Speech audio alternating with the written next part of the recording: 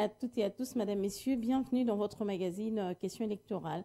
C'est votre magazine qui vous parle comme ça des élections. Aujourd'hui, la CENI n'est jure que sur les élections. On est déjà à l'étape de l'enrôlement et d'identification des électeurs. Mesdames, messieurs, merci pour votre fidélité à notre magazine. Nous allons recevoir pour vous un activiste de droits de l'homme. Il est initiateur d'un mouvement citoyen. Il s'agit de monsieur Ben Brian. Bienvenue et bonne année à vous. Merci beaucoup, bonne année à vous aussi. Merci de votre invitation. Voilà, vous êtes l'initiateur de l'INAF. INAF qui veut dire quoi? INAF, c'est un mot anglais qui veut dire assez. Assez. Assez, y en a marre. Donc voilà, c'est ce que ça veut dire INAF. Et donc nous avons lancé un mouvement citoyen en 2016 et nous l'avons appelé INAF. INAF à nous la liberté. INAF pour dire que nous en avons marre de ces tripatouillages que nous avons connus. Nous en avions marre ou nous avons marre de violations intempestives de la Constitution, notamment dans ces dispositions intangibles, que nous avions marre de ce comportement anti-républicain, anti-citoyen. Donc voilà le mouvement citoyen INAF. C'est ça les buts de la création de ces mouvements citoyens. Ouais. Moi, je me dis, moi-même, dans l'ancien régime, vous étiez tout le temps sur terrain, avec le ECHA, l'UCHA, vous étiez sur terrain pour dénoncer, pour dire non. Ouais. Et aujourd'hui, comme si vous avez complètement disparu, c'est parce que vous êtes d'accord avec le pouvoir en place ou quoi? Non, nous n'avons pas disparu. Nous sommes toujours là, nous sommes sur terrain, mais de moins en moins. Okay. De moins en moins sur terrain parce que certaines choses ont évolué, et ça, il faut le dire. Et c'est même l'avantage d'un être humain. Je veux dire, un être humain se reconnaître ce qui évolue puisque tout est évolutif. Et donc, aujourd'hui, ça va un peu mieux qu'hier. Aujourd'hui, nous avons trouvé une oreille attentive dans les chefs des autorités qui nous écoutent un peu, qui ne nous caillassent pas, je veux dire, qui ne nous maltraitent pas, qui ne nous menacent pas à tout bout de champ. Il y a des difficultés, c'est vrai, tout n'est pas rose jusque-là, mais nous avons la possibilité aujourd'hui d'entrer en contact avec les autorités. Sur des questions de corruption, par exemple, je vais vous dire qu'il y a un mécanisme entre l'IGF et les structures de la société civile, parmi lesquelles quelques mouvements citoyens. Et donc, si nous avons par exemple des problèmes sur le détournement de fonds ou sur la corruption, nous pouvons passer par ce mécanisme qui est mis en place plutôt que de descendre dans la rue. Mais ça ne nous a pas empêché de descendre dans la rue. Rappelez-vous bien que depuis 4 ans maintenant, le mouvement citoyen ont été quand même dans la rue quelquefois. Alors, ce n'est pas très flagrant, ce n'est pas très remarquable parce que maintenant, quand on descend dans la rue, on ne nous arrête pas, en tout cas pas comme dans les temps anciens. Il y a un semblant de liberté, enfin, disons-le quand même. Mais il y a une non, liberté, il y a quand même. Vous étiez pourchassé effectivement. À tout moment. Effectivement. Tué même. On parle de Rossi Mukendi et les autres. D'ailleurs, à qui je vais rendre un perpétuel hommage parce que vous savez, Rossi est mort dans des conditions où ça aurait pu être moi à sa place. Parce que comme je le disais, Rossi est mort dans la paroisse Saint-Benoît à Lemba. Enfin, je veux dire, il a été touché dans cette paroisse-là et c'est la paroisse dans laquelle je commençais toutes mes marches pour le laïc catholique. Un certain 31 décembre, c'était même le jour de mon anniversaire, mais j'étais là parce qu'il y avait une marche ce jour-là. J'ai vu des gens tomber, j'ai vu des gens mourir. Ça aurait pu être moi, mais j'avais de la chance, ou peut-être pas, mais je ne sais pas. Mais certaines personnes sont mortes, nos compagnons ont été arrêtés. Certains ont subi, je vais dire, une violation de leur être humain, de leur être intérieur, mais ce n'est pas vraiment le cas aujourd'hui. Aujourd'hui, on ne nous tire plus dessus. Ça a évolué, donc je me dis que c'est entre autres pour cette raison que ce n'est pas très flagrant. C'est pour ça que les gens ne voient pas que le mouvement sont toujours dans la rue. Autrement dit, vous êtes des acteurs de la démocratie. Vous avez vraiment beaucoup œuvré pour que la démocratie trouve sa place en RDC. Je vous encourage. Merci beaucoup, c'est très gentil de votre part, mais je veux profiter, moi, de rendre chandelle à tous mes amis, nos collègues, j'ai envie de dire tous les activistes qui ont sacrifié beaucoup de choses. Les gens ne comprennent pas ce que ça veut dire quand vous êtes constamment sous la menace. Quand l'ANER vous a à ce trousse, lorsque vous êtes pourchassé, même la famille vous abandonne, même la famille vous dit mais pourquoi tu fais ça? Est-ce que tu es obligé de mettre ta vie en danger? Tu mets tout le monde en danger. Si tu n'es pas le premier, tu ne vas pas, je ne sais pas moi, il y a beaucoup de choses. Ces pays, effectivement. Et lorsque vous avez des discours comme ça, lorsque vous entendez des choses comme ça et que vous êtes arrêté, et que la famille vous dit, ouais, écoute, là, Kangio, c'est ton problème, on t'a dit, tu n'as pas entendu, là, ça devient très compliqué. Et j'ai beaucoup de compagnons, j'ai envie de dire, j'ai beaucoup d'amis qui ont fait preuve d'un courage exceptionnel, un courage extraordinaire. Mais ce n'est pas pour dire que nous sommes plus humains que les autres, que nous sommes plus congolais que les autres, mais ça veut simplement dire que nous avons fait le choix de sacrifier un tas de choses pour ce pays que nous aimons tant. Vraiment. Alors, Ben Brian, on va parler de cette opération d'enrôlement et d'identification des électeurs qui a déjà débuté depuis le 24 décembre dernier. Mais avant cela, on va sur ces reportages que nous propose la régie. Pour la troisième fois consécutive, sous la pluie battante, coiffée de son inséparable casquette CENI, Madame le rapporteur de la CENI, Patricia Ntia, ne s'est pas lassée à poursuivre avec sa ronde de la visite des centres d'inscription commencée depuis le début de la semaine en cours. Après avoir visité plusieurs quartiers, c'est le tour du quartier Kingabwa, dans la commune délimitée, qui a fait l'objet d'une étape ultime pour le rapporteur de la CENI. Aujourd'hui, nous avons fait les quartiers chauds de Limité. Nous avons parcouru tous les coins et les recoins de Kingabwa pour trouver les centres d'inscription. Parfois, il fallait s'arrêter et marcher, laisser les véhicules parce que le véhicule ne pouvait pas passer. Parfois aussi, les routes étaient rétrécies. Plus vous avancez, plus les routes deviennent trop étroites. Alors, il était question qu'on puisse faire la marche parce que nous devons superviser tous les centres d'inscription de Limité.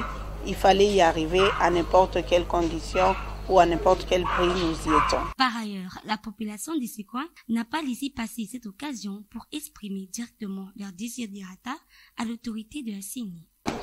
Tozana centre est situé dans le quartier Mbamou, dans l'école EP Kingabwa 1. Déroulement, il y a enrôlement, donc ils ont les cas très bien. Machine les amours qui battent balé belé. Ils ont cinq bas renforcés à table appareil moussous pour faciliter déroulement malam il y a enrôlement. Qualité, il y a photo, malgré les noirs blancs, mais ils ont quand même bien.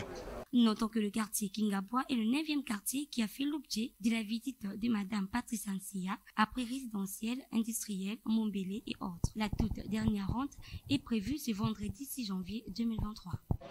F17, on avait... J'ai lu de...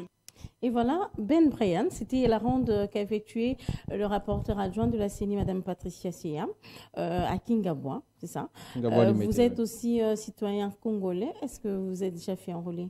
Oui, oui, effectivement. Vous avez obtenu votre carte d'électeur. J'ai eu ma carte d'électeur. Enfin. Ah oui, c'est lieu de le dire enfin. Ouais. Et effectivement, moi, je fais partie de ces gens qui ont mobilisé, qui ont appelé les citoyens congolais à se faire enrôler massivement.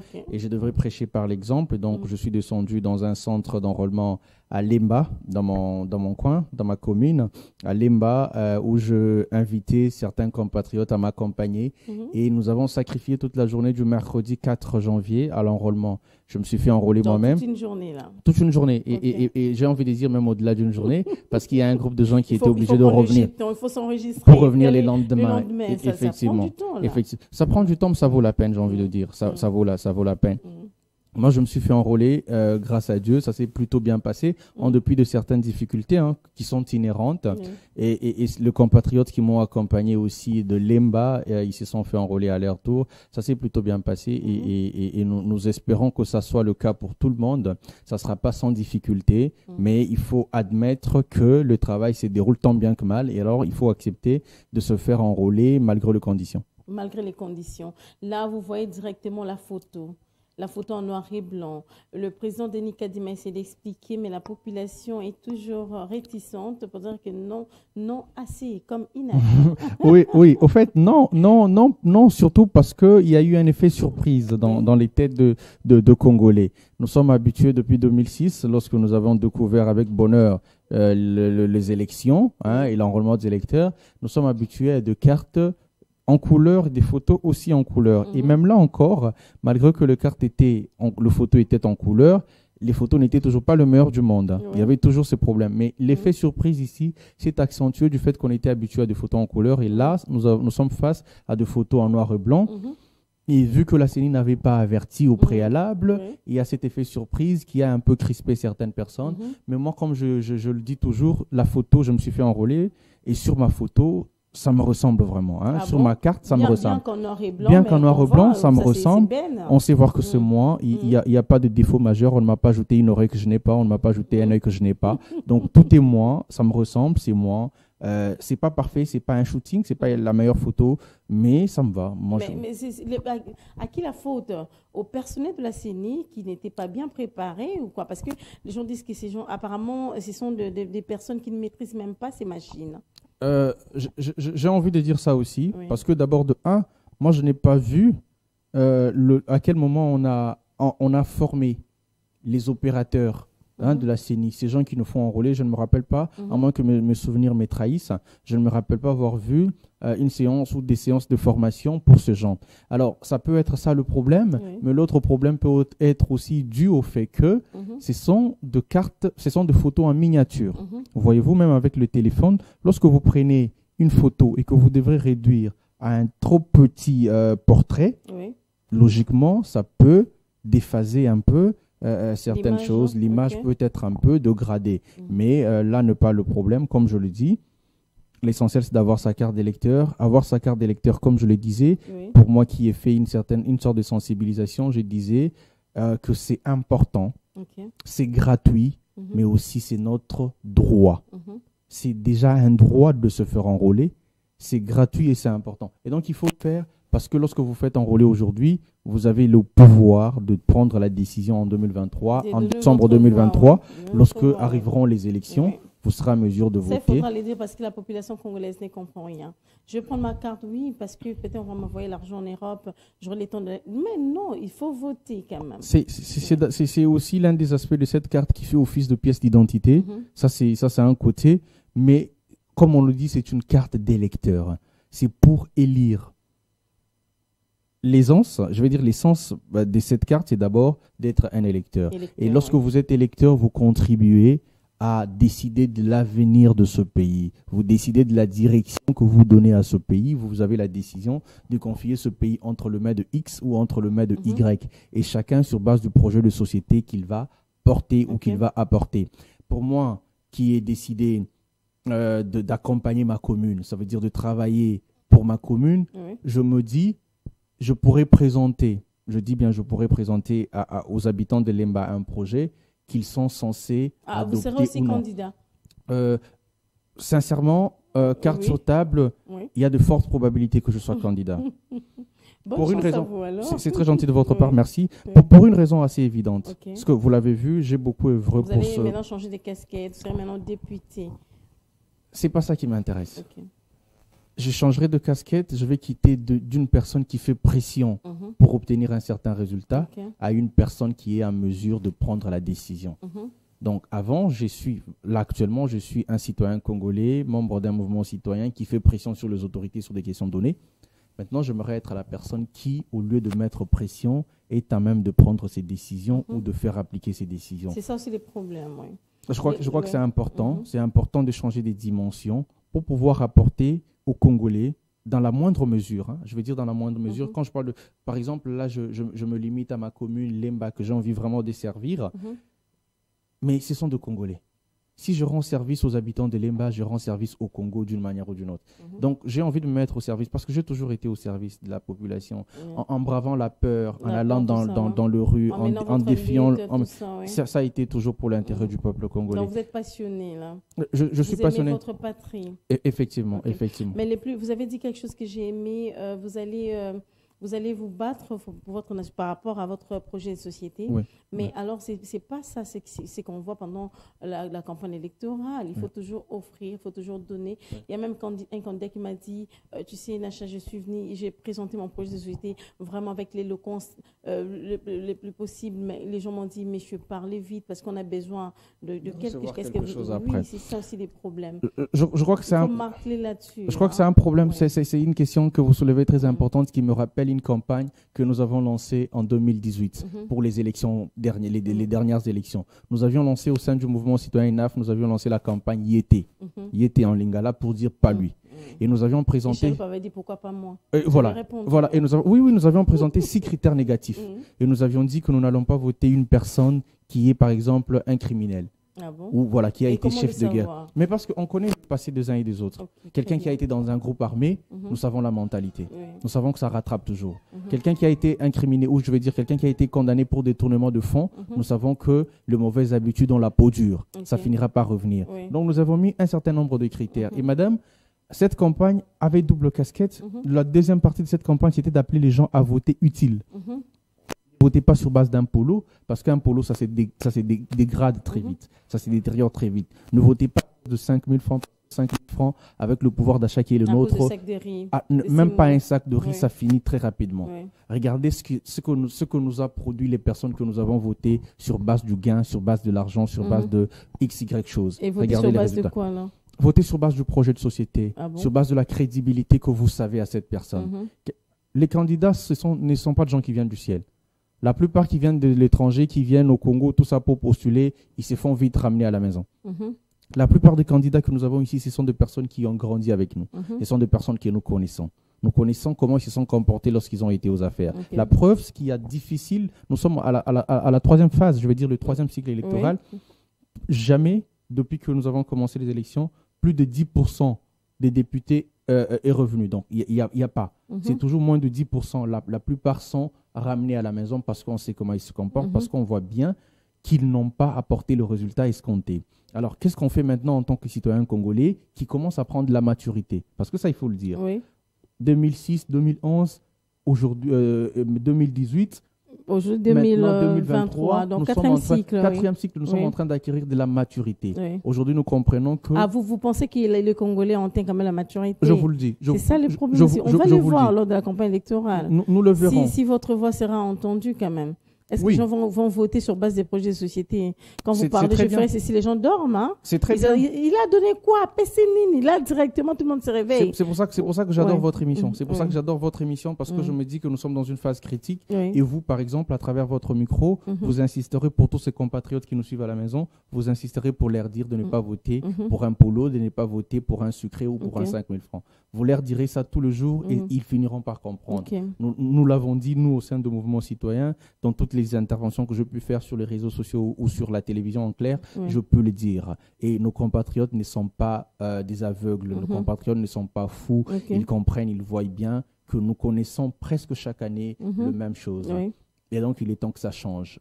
Nous n'allons pas voter quelqu'un parce que après ça talaté, parce que Yémei, parce que... Ça sera Zambé alors les Nabango. élections pour les riches Non. et les pauvres n'auront pas de place. Non. Hein? Oui. J'ai la chance Oui. d'observer Oui. que dans ces 3 cycles électoraux que nous avons vécus, j'ai la chance d'observer que le peuple congolais est en train d'atteindre la maturité. Vous Ah, savez c'est pourquoi, vrai, ça. madame? Ok. Parce que j'ai vu beaucoup de pauvres entrer au gouvernement, Très bien. beaucoup de pauvres aller au Parlement, et j'ai vu beaucoup de jeunes aller au Parlement. Le premier cycle électoral, le plus jeune des députés s'appelait Serge Amoli. Et avec quel âge? Il avait 35 ans à l'époque. Ok. Le deuxième cycle électoral, le plus jeune, c'est Patrick Mouyaya. Il avait à l'époque 29 ans, que je ne me trompe, Ok. à moins que mes souvenirs me trompent. Ouais. Le dernier cycle électoral, le plus jeune ont le plus bas d'usage, le plus bas en termes d'accessibilité, Ok. c'était 25 ans. 25 Aminata ans. Namasia, Ouais. Jackson Et les Afingoto, autres, ils avaient tous 25 ans. Ok. Ça veut dire qu'on est parti des 35 ans jusqu'à 25 ans. Je me dis que si on permettait à des jeunes de 18 ans de postuler, vous verrez des jeunes de 18 ans au Parlement. Ah bon? Et ça, c'est la maturité du peuple Ben, congolais. ils n'ont pas d'expérience. Qu'est-ce qu'ils vont Non, faire non, je au me dis, non, non, Parlement? il faut mettre ça de côté. Non, il faut mettre ça de côté. Ok. Laisser 25 ans, c'est raisonnable. Ok. Les gens ont quand même atteint une certaine maturité. Mais comme je le dis aussi, madame, il faut que ça soit dit parce qu'on parle des élections. Nous n'allons pas voter quelqu'un parce qu'il est jeune. Être jeune n'est pas un gage ou n'est pas une preuve de Comme tu dirais, la compétence. jeune, c'est l'avenir des mains, tout ça. Il C'est bien. viendra là, il C'est fait bien. la Encore folie avec faut-il l'argent que, faut-il que ce soit une jeunesse responsable. Ok. Encore faut-il que ce soit une jeunesse compétente. Encore faut-il que ce soit une jeunesse préparée. Vous allez au Parlement, oui. Pour quelle préparation? Parce que la vie politique, l'engagement politique doit résulter d'un engagement citoyen. Ok. Qu'est-ce que vous avez fait pour vos compatriotes avant d'aller faire quelque chose au Parlement? Est-ce que vous allez suivre votre projet de société à la loupe? Voilà. C'est ça aussi les problèmes. Pour ça, il faut d'abord Il y a des gens savoir... qui présentent un projet de société, arrivent au Parlement, ils l'oublient. Hein? D'abord, oublie, hein. il faut connaître c'est quoi un projet de société pour les uns et les autres. Parce Ouais. que certaines personnes amènent un projet écrit par quelqu'un quelque part. Vous voyez? Donc, il faut Il fait juste un discours. là. copier-coller, il lit un Ouais. discours et puis il pense avoir porté un projet de société. Ok. Quelqu'un qui vient vous dire, ouais, je vais arranger ceci, je vais arranger cela, et puis c'est bon. Non. Vous voyez, madame, aujourd'hui, je pense que nous serons sur terrain parce que j'ai l'expérience du terrain, sans vouloir m'en vanter, j'ai l'expérience du terrain. Oui. Nous serons sur terrain, comme j'étais sur terrain pour l'enrôlement, pour faire comprendre aux Congolais que la carte que vous allez prendre, ce n'est pas la carte de qui que ce soit, c'est votre carte. Et c'est cette carte qui vous permettra de prendre la décision. Donc, c'est ce que nous allons faire. Nous allons continuer à prêcher qu'il est important de voter sur base d'un projet clair. Un projet clair. Un projet clair. Bien défendu. Basé sur la crédibilité de la personne qui porte le projet. Parce que rassurez-vous, vous pouvez avoir le meilleur projet du monde. Si c'est la mauvaise personne qui porte ce projet est voué à l'échec. Et donc, il faut que ce soit la meilleure, la personne qu'il faut, l'homme qu'il faut à la place qu'il faut. Ça veut dire que l'homme qui doit porter le projet doit être à même de défendre ce projet. Simplement ça. Et je fais confiance à mes compatriotes quant à savoir qu'ils seront en mesure de choisir la personne qu'il faut à la place qu'il faut pour porter X, Y projet. Notamment vous, Brian Ben. Je me le souhaite. Je me le souhaite, en tout cas, je me le souhaite. Mes compatriotes des Limba ont la chance de me connaître.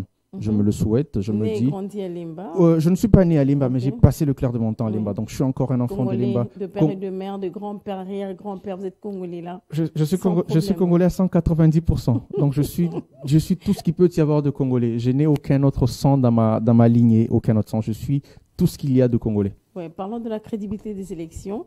Il y a une question que je vais vous poser. Pourquoi chaque fois qu'il y a publication des élections, on crie à la tricherie? Et qu'est-ce que la CENI doit faire cette fois-ci, puisque vous êtes un acteur de la société civile? Qu'est-ce que la CENI doit faire cette fois-ci pour crédibiliser les élections? Ah, ça, c'est une question très intéressante. S'il m'arrive à être candidat, j'aurai besoin de témoins. Dans chaque bureau de vote. Et j'aimerais que mes témoins aient accès facile à toutes les données en toute transparence. C'est la clé, la transparence. Si je suis candidat, j'aurai besoin qu'on publie le résultat des élections bureau par bureau. Ça, c'est la transparence. Vous serez en mesure maintenant également. De vérifier. Comme ça, je peux faire mon propre dépouillement. Je peux me dire, dans le centre Mouloudi qui est à Salongo, on m'a voté à autant. Dans le centre Père Emmanuel Stabloum del Terminus, on m'a voté à autant. Dans le centre Saint-Benoît, je peux faire la compilation moi-même. La transparence, c'est la première des choses. Il faut faciliter l'accès de témoins, l'accès des observateurs, la publication de résultats éventés. Il faut vraiment éventer les résultats, le publier bureau par bureau. Comme ça, chacun sait avec exactitude combien de voix il a fait où. Et comme ça, il faut rendre public. Il faut rendre public le rapport, le compte rendu qui signe le président de centre. Il faut le rendre public dès le soir même, comme le dit la loi électorale. Donc, la CENI n'a qu'à miser sur une seule chose, c'est la transparence. Et lorsqu'on est transparent dans ce que l'on fait, tout le monde peut se rendre compte, tout le monde peut même publier les résultats avant que les résultats ne soient sortis. Il peut crier victoire avant la publication. Oui, avant la publication, mais on sait que ce n'est pas officiel. Donc, quelqu'un qui est sûr de lui, qui a fait la ronde de centre de vote et qui a toutes les données, il peut dire, au vu de données, nous avons tel résultat. Par exemple, moi, je peux vous dire, en 2011, avec le mouvement INAF et tous les autres mouvements, nous savions pertinemment bien. Oui, parce que nous avions effectivement, vous avez quand même l'expérience. Nous avions des partenariats, mais effectivement. Est-ce que vous avez l'accès facile dans des non, ça n'a jamais été facile. On a travaillé avec la CADISEC. Oui, on a travaillé avec CADISEC, c'est ça, CALCC, tout ça. Non, ce n'était pas facile. Ah bon? Ce n'était pas facile parce que déjà, certains témoins, ils étaient en face en train de boire de la bière en attendant la fin. Ceux qui sont à l'intérieur, à un moment, on leur dit « Ouais, mais vous mettez de l'encombrement, sortez un peu. » Sortez, il y a trop de monde, tout ça. Quelquefois, mais quelquefois, c'est compliqué. Il y a des témoins, il y a des observateurs, il y a des journalistes. C'est les trois catégories des personnes qui ne peuvent pas manquer pour une transparence électorale. Donc, c'est la clé, au fait. Mais ils n'ont rien fait. On m'a dit qu'il y avait un problème de papier, de photocopieuse, tout ça, il fallait photocopier. Ce sont les difficultés. Mais je veux vous dire que si on connaît ces genres de difficultés à Kinshasa, c'est vous dire qu'en province et dans le coin reculé, c'est grave. C'est très grave. Donc il faut être très attentionné sur ce genre de choses. Monsieur Denis Kadima a tout à gagner, à organiser des très bonnes élections. Déjà avec l'enrôlement ici, avec les photos qui sont en noir et blanc, ce n'est pas déjà bien pour son image parce qu'ils ont très mal communiqué sur la question. J'aurais voulu une communication en amont ou une communication anticipative. Ils ne l'ont pas fait. C'est bien pour lui qu'il se rattrape. C'est bien pour lui qu'il se rattrape, qu'il organise très bien les choses et qu'il mette un point d'honneur sur la transparence. C'est très important. Pensez-vous qu'on ira aux élections sans l'Est? Parce que la CENI a déjà sélectionné au moins 10 aires opérationnelles et on n'a pas vu l'Est. Ça, c'est une question qui me tient à cœur. L'Est arrivera, bien évidemment. Je vois que c'est dans J'ai vu Goma, j'ai vu le Kivu, en tout cas le 2 Kivu, l'Ituri, j'ai vu dans, je ne retiens plus la quantième R, mais j'ai vu que c'est répertorié. J'ai aussi vu par exemple que Denis Mukwege, Martin Fayulu et Matata Mponyo ont fait un communiqué conjoint où ils ont dit que les machines allouées à la province du Nord Kivu par exemple sont insuffisantes ou sont moins nombreuses ou moins suffisantes. J'en appelle encore ici à la clairvoyance du président de la CENI et de toute l'équipe, parce que ces questions sont très importantes. Il faut déjà mettre en place une logistique assez importante. Vraiment sensible, oui. Oui, parce qu'il faut déplacer les machines qui sont dans la première ère, ça veut dire Kinshasa, Bandundu, Équateur. Il faut déplacer ces machines vers les autres groupes qui n'ont pas encore commencé. Et avec l'avion, on sait que c'est facile de transporter les machines de Kinshasa, par exemple, à Goma. On sait que c'est très facile. Mais les déploiements, par contre, le déploiement posera problème. Parce que nous n'avons pas de route, parce que nous n'avons pas suffisamment d'asphalte et ainsi de suite. Il faudrait donc mettre en place une logistique assez méticuleuse pour faire le déploiement dans un très bref délai parce que nous avons besoin du temps et nous courons derrière le temps. 2023. Donc l'électricité ne posera pas problème. L'électricité ne posera pas problème. L'électricité ne posera pas problème au vu de ce que j'ai vu. En termes d'enrôlement, je vous ai dit que je me suis fait enrôler. Dans le centre d'enrôlement où moi j'ai été, à Mouloudi, à Salongo, il n'y avait pas d'électricité dans la pièce. Par contre, j'ai observé que les machines avaient une autonomie en énergie qui venait d'un kit des panneaux solaires. Et donc, il y a des panneaux solaires qui alimentent les kits qui servent à l'enrôlement. Et donc, l'énergie, à ce jour, ça ne pose pas problème. Les années antérieures, la CENI avait de groupes électrogènes. Cette année, il n'y en a pas parce qu'on n'en a pas besoin. C'est un gain. On utilise l'énergie solaire. Je crois que c'est plus efficace. Et je pense que l'électricité ne posera pas problème aussi pour les autres provinces. C'est avantageux quand même. Il faut regarder aussi l'aspect positif. De s'attarder toujours sur l'aspect négatif. Je trouve que c'est un avantage. C'est un avantage très important. D'autant plus que, comme je l'ai dit sur mon compte Twitter, j'ai dit que la photo n'est pas le problème. La carte d'identité, la carte de la CENI n'est pas un album photo où on doit voir la meilleure photo du monde. Pour moi, ce qui est important, c'est que les informations importantes soient reprises. Et moi, je me suis fait préenregistrer. À travers l'application que la CENI avait mise en place, Préapp CENI, je me suis fait préenregistrer. Ça a été très facile pour moi. Au centre, parce qu'on a simplement scanné mes QR codes. Les QR codes, les gens savent ce que c'est. On a scanné mes 3 QR codes et toutes les informations que j'avais données sont apparues de l'autre côté de la machine. Directement, vous n'avez pas pris beaucoup de temps. Je n'ai pas pris beaucoup de temps pour me faire enrôler. Et maintenant, il y a un QR code sur la carte de lecteur que j'ai eue. J'avais déjà vu auprès de personnes qui se sont fait enrôler avant moi qu'il y avait un QR code. Lorsque j'ai essayé de scanner ce QR code, il n'y avait aucune information. Ça fait encore polémique sur les réseaux sociaux. Comme je le disais, les réseaux sociaux, il y a un côté positif, mais il y a aussi un côté très négatif, un côté pervers. Il y a eu la critique sur les réseaux sociaux pour dire que les QR codes de la CENI ne servent à rien. Encore une fois, la CENI a réagi tardivement pour dire que le QR code, seule la CENI peut le voir. Parce que si tout le monde peut scanner ça le code... Ça n'affiche pas, hein? Non, ça n'affiche pas. Ça ne pourrait pas afficher. Parce que moi, par exemple, je peux utiliser mon téléphone pour scanner votre carte et je verrai toutes les informations sur vous. Directement. Voilà. Et donc, pour crédibilité, la CENI a développé un mécanisme pour que seule la CENI peut voir les informations relatives au QR code. Et donc, moi, si je scanne votre carte avec mon téléphone, je ne verrai rien. C'est beaucoup plus sécurisant aussi. C'est plus sécurisant, effectivement. Mais cette communication devait être faite en amont. Devait être faite au préalable. Il faut que la CENI communique à tout moment. Malheureusement, ils ont un porte-parole ou un rapporteur. Ils ont une cellule de communication. C'est très compliqué. C'est très compliqué. Le travail de communication au niveau de la CENI pose encore problème. Mais je pense que c'est déjà bien de savoir que beaucoup d'informations peuvent être stockées dans cette carte. Peut-être qu'on peut le voir simplement à travers le QR code. Pour les gens qui pensent que la photo n'est pas assez visible, mais avec ce QR code, on peut voir que c'est bien vous. C'est bien vous, facilement, oui. Alors, vous allez dire un mot par rapport à la loi électorale. Vous avez eu à observer les cycles électoraux passés. Alors, qu'est-ce que vous avez apprécié? Parce qu'il y a maintenant des innovations. Qu'est-ce que vous avez apprécié? Alors, il y a la plus grande innovation. Moi, j'ai beaucoup lu les propositions qui ont été faites par le G13. Vous savez, ce groupe de 13 personnalités, effectivement. Ils ont fait des propositions qui me paraissaient très, très réfléchies. Le regret que j'ai, c'est que l'élection présidentielle n'a pas été ramenée à 2 tours. On aura toujours l'élection présidentielle à 1 tour. Ça, c'est un regret. Un regret. Il fallait ramener à 2 tours. C'est aussi les moyens, non? Je pense qu'on est en train de travailler pour diminuer sensiblement le coût des élections. Les trains de vie des institutions dans ce pays est déjà très élevé.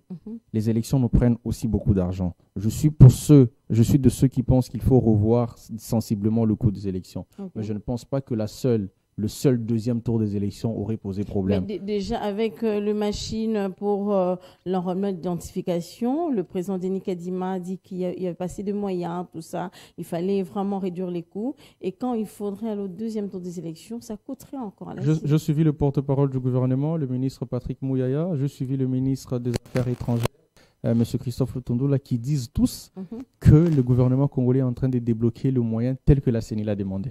Ah bon? Vous savez pourquoi on est passé, madame, de billets, comment vous appelez ça, de bulletins électoraux à la machine électorale? C'était pour des questions de moyens. Parce qu'imprimer de gros bulletins, ça prenait beaucoup d'argent, beaucoup de papier. On est passé à une machine à voter. Qui a été aussi critiquée. Qui a été critiquée, c'est toujours comme ça les innovations. Tout comme la machine actuelle, l'enrôlement, la carte est critiquée. Il y a toujours des innovations. Mais moi, par exemple, je n'ai jamais pris mon temps à critiquer la machine à voter. Parce que moi, j'étais pour ceux qui voulaient aller aux élections déjà en 2018. Aujourd'hui, il y a des innovations qui doivent être accompagnées dans le sens de réduire sensiblement le budget. Donc, il faut utiliser la machine à voter et je pense que revenir à 2 tours, ça n'aurait pas posé énormément de problèmes. Ça, c'est un regret. Un autre regret, c'est que aujourd'hui, bon, je pense que ça, c'est politiquement réfléchi que de dire qu'il faut aller à la proportionnelle pour éviter de parties mallettes. Parce que là maintenant, il faut atteindre le seuil au niveau national. Il faut avoir un seuil. Déjà, pour avoir un siège en tant que parlementaire, il faut vous rassurer que votre parti politique ou votre plateforme a atteint le seuil au niveau national. Et donc, certains diront que ça favorise le grand parti, mais moi, je pense que ceux qui s'estiment être petits partis n'ont qu'à se mettre dans de grands groupes, ce qu'on appelait des plateformes politiques, dans des regroupements politiques. Ça permet de ne pas avoir des listes électorales ou longues comme des bras. Donc je pense que c'est bien. Effectivement, cette loi électorale n'est pas la meilleure. Mais elle est la moins mauvaise, j'ai envie de dire. Elle est la moins mauvaise. Très bien. Alors, M. Ben Brian, vous allez lancer un message, puisque vous serez candidat aussi, je ne sais pas, député national ou provincial, mais moi j'imagine provincial, parce que vous parlez beaucoup plus de votre commune et non d'une circonscription. Alors, vous allez lancer un message, d'abord à la CENI et puis à votre base. Ah, vous parlez déjà de ma base, c'est intéressant. Je vais lancer un message à la CENI, à M. Denis Kadima, à qui il n'est pas seul, M. Denis Kadima, le secrétaire exécutif, en tout cas toute la CENI. Mon message est celui de vous appeler à la conscience.